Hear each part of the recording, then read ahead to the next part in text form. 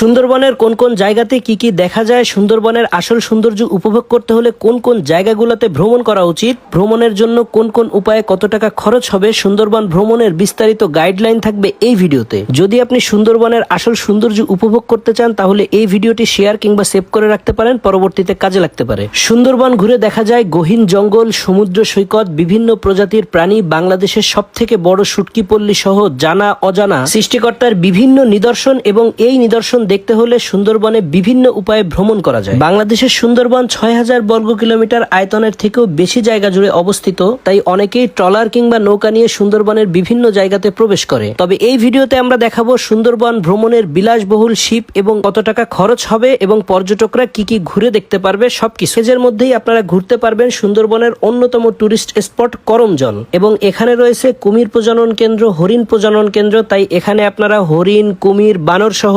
সুন্দরবনের বিভিন্ন প্রাণী দেখতে পারবেন এবং ফুড ট্রেইল দিয়ে বনের ভিতরে বিভিন্ন জায়গাতে ঘুরতে পারবেন। এছাড়াও এখানে দৃষ্টিনন্দন একটি ব্রিজ এবং ওয়াচ টাওয়ার রয়েছে। যারা শিপে 3 দিনের প্যাকেজে সুন্দরবন ভ্রমণ করবেন তাদের প্যাকেজেও এই করমজল পয়েন্টটি অবশ্যই থাকবে। 3 দিন 2 রাত সুন্দরবন ভ্রমণের জন্য রয়েছে বিভিন্ন কোয়ালিটির টুরিস্ট শিপ, এবং এই শিপে রয়েছে পর্যটকদের জন্য থাকা খাওয়া সহ সব ধরনের সুযোগ সুবিধা। নিজস্ব গাইড এবং ট্রলার দিয়ে সুন্দরবনের বিভিন্ন টুরিস্ট স্পট ঘুরিয়ে দেখাবে এই শিপ কর্তৃপক্ষ। 3 দিনের এই প্যাকেজে আমি ঘুরে দেখেছি সুন্দরবনের আন্দারমানিক ইকোট্যুরিজম কেন্দ্র, এরপর ঘুরে দেখেছি সুন্দরবনের অন্যতম জনপ্রিয় স্পট জামতলা সি বিচ, যেখানে বনের ভিতর ঘুরে বেড়াতে দেখেছিলাম সুন্দরবনের সেই চিত্রা হরিণ। জামতলা সি বিচ ঘোরার পর তার কাছেই আমরা ঘুরে দেখেছিলাম সুন্দরবনের অন্যতম সুন্দর টুরিস্ট স্পট কটকা অভয়ারণ্য কেন্দ্র। এখানে ফুড ট্রেল দিয়ে সামনে যাওয়ার পর বিভিন্ন গাছের ধ্বংসাবশেষ দেখতে পারবেন, যেটা দেখতে অনেকটা মরুভূমির মতো। কটকাতেও অনেক চিত্রা হরিণ রয়েছে, পাশেই সমুদ্র